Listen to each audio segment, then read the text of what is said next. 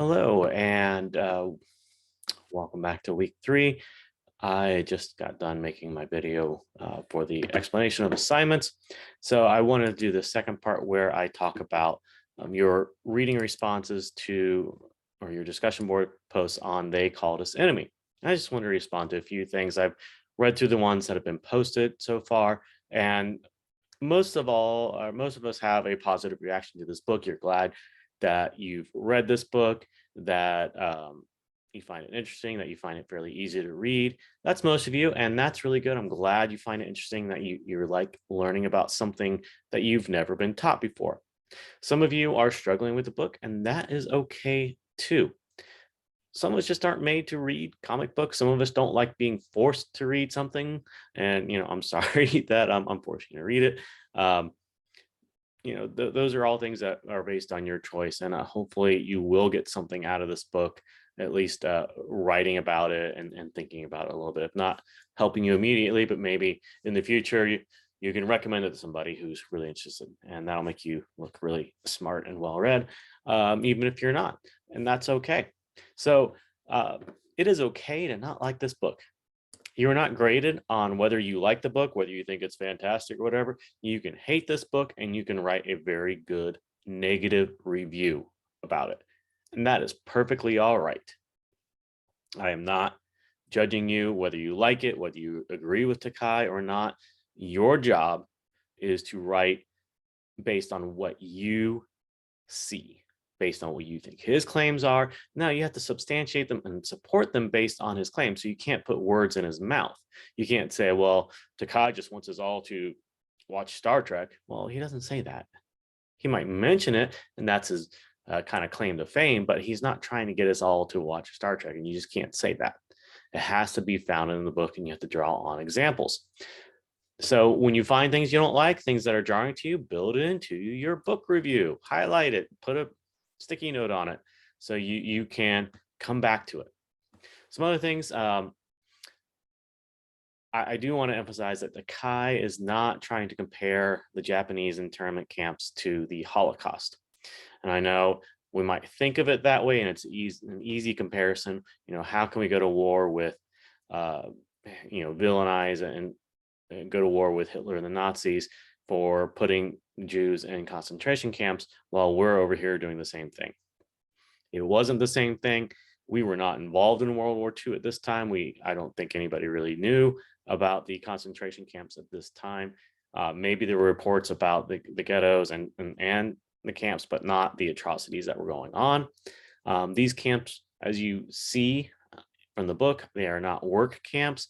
In fact, Kai has very somewhat fond memories that he's showing. To Kai as a kid, he didn't realize really how strange this was. It was just childhood. He saw some things, but there was wonder and stuff. It wasn't forced labor. They weren't starved. They weren't beaten.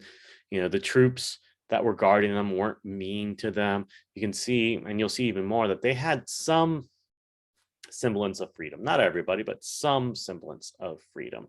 So, it's not really a horrible experience, but it's not anything that I think any of us would choose either. So what do these experiences show us? Well, we should start questioning what history is.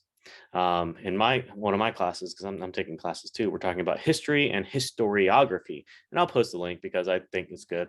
What is the difference? In history is one thing, but historiography is the story of history that we're told. So we can't really know everything. So I'm just calling it histories. What histories are we taught? We're taught very specific things in school, and the rest we have to learn on our own. And the question becomes, whose history is it? Is this experience of the Japanese internment camps part of American history? Or is it something we should sweep under the rug and ignore? I guess the question becomes, what is the purpose of history? What are we supposed to do with it? Do we make assumptions about histories? Well, history is told by the victors, right? That sort of stuff. What assumptions are we making? That all histories are true, all histories are of value? Well, we learned a lot of lies. I mean, George Washington and the cherry tree, right? That was probably a made up story. but we have that ingrained into us. What's the point of learning specific dates of history or who this ruler was and this person when maybe the stories of what happened matter more?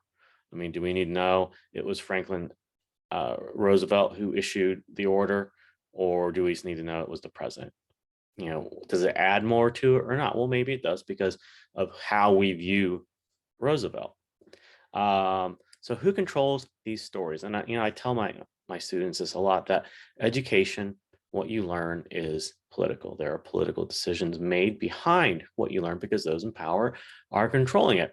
And what is the purpose? Well, maybe it is to provide you with a very specific view of history, and that becomes very conspiracy theory, I understand. But your schools, whether it's your high school or your college, have an advisory board, the Board of Regents for all colleges, and then there's an elected Board of Education for all local school districts that advise and listen to the public and consult with the superintendent. Superintendent helps make decisions and set the course of the school. At colleges, the Board of Regents supports the president, hears from the president about various things, and also, the academic officer, chief academic officer, in our case, it's provost, and decisions are made about what should be done at the school and what the school should be focusing on for the college.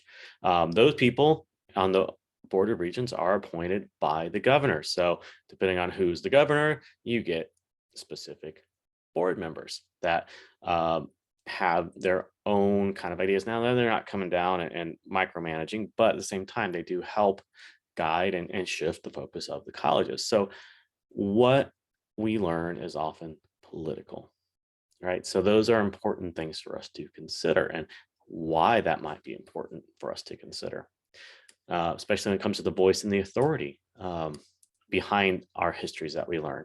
Are we learning what our teachers want us to learn? Are we learning what the authors want us to learn? Whose voices do we get to hear? What is stocked in the libraries? And we're hearing a lot about that right now, which is very interesting.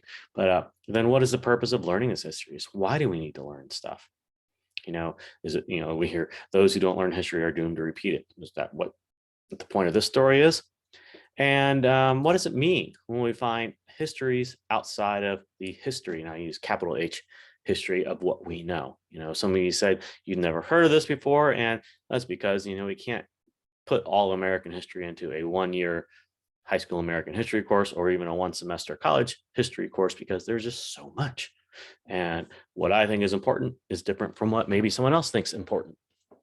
So instead, we have to consider with our book, what is Takai doing? It's not necessarily a history book, but it's a memoir. It's what he remembers, and he's talking to his family about things. Is he trying to be political or critical of the United States? And that's something that I'll touch on a little bit later as well. But is he trying to do that, or is he just trying to tell a story? Is he trying to show us this bigger picture, right? What does he want us to learn, do, or understand? I think I asked that down later. But yeah, right. What does he want us to learn, know, or do?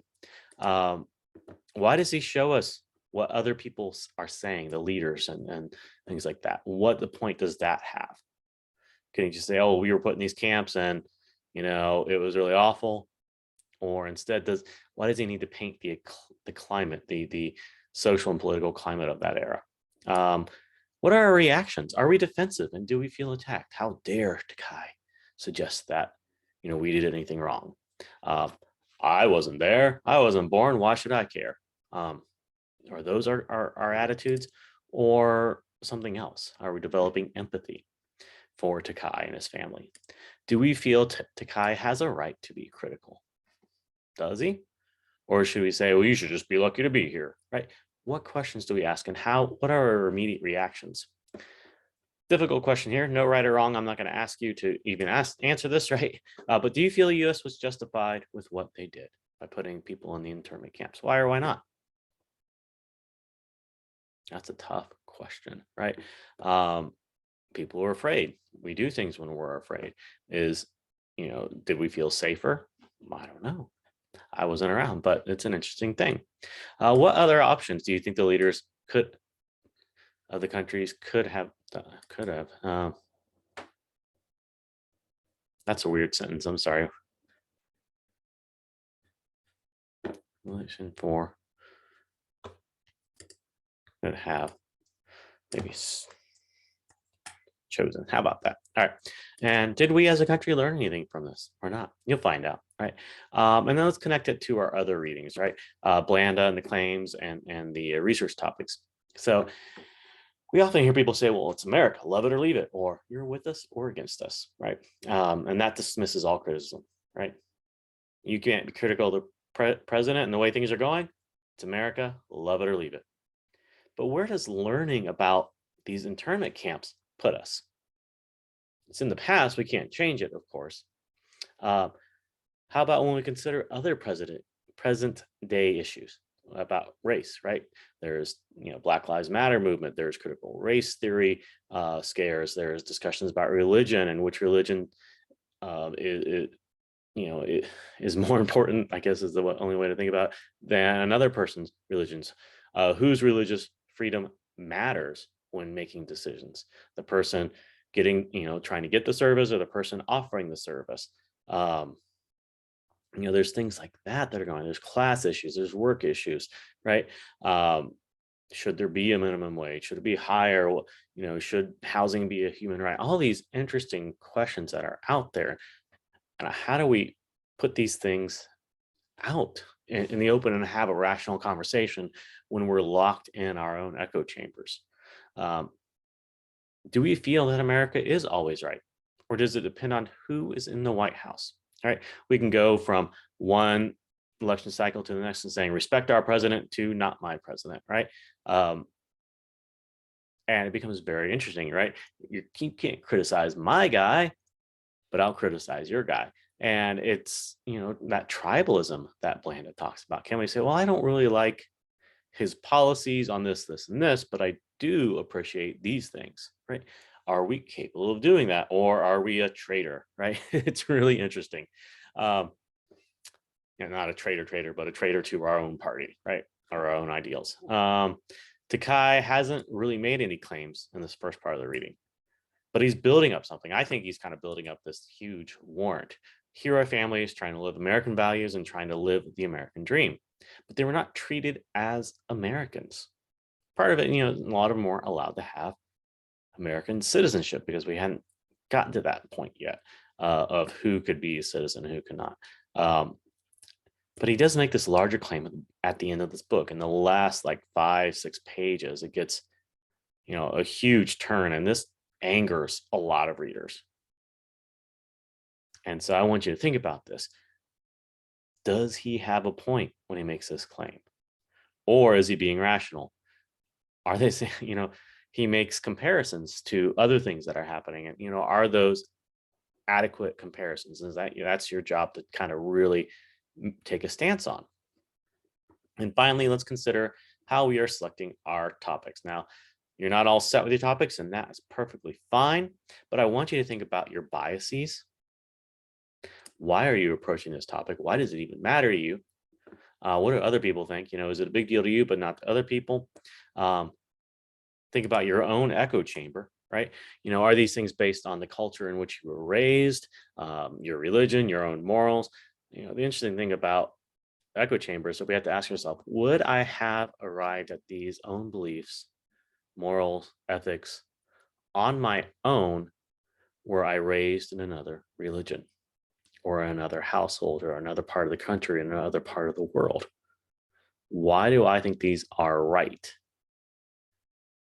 Because, there's 7 billion people in the world, and most of them think they have the right religion, the right morals, and the right ethics, even though they're all completely different. So who's right? I don't know. No, probably not me. Definitely not me. And how do these biases influence how you see the world and how you focus on your topics, right? So maybe you see the number one issue in the world is poverty, or maybe you see the number one issue in the world is income inequality. Maybe you see the number one issue in the world is laziness or socialism or whatever that's out there, right? why is that the number one issue in the world, and how does that affect how you see everything else? If your solution or your answer to why there are poor people is because they're lazy, that's going to affect things. If the way you reason why you think there's poor people is because there are people out there taking advantage of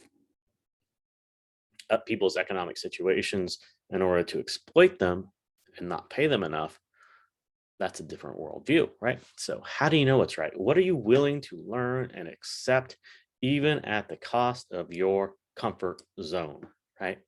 Um, and I do ask you to think about this, because I'm not here to change your worldview. I'm not here to change your moral or religious positions, but am here to ask you to think. So don't select topics, and I will repeat this a million times, that um, being or where you're wrong disables or destroys your religious or moral foundation, right?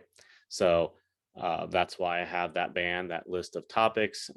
If you think I'm being unfair, please understand I'm really just trying to protect you. I know it sounds really weird to say it that way, but I'm just trying to, you know, allow you to be who you are, and not change you. But I do want you to change a little bit, if that makes sense. Um, but not in like a bad way. So difficult stuff for us to look at. So anyway, that's where we are. If you have questions, please email me. And I know I say this every single time, but it's important. You got to hear it, right? Because I'm here for you. I don't know if you have questions until you ask them. So you take care and have a great week.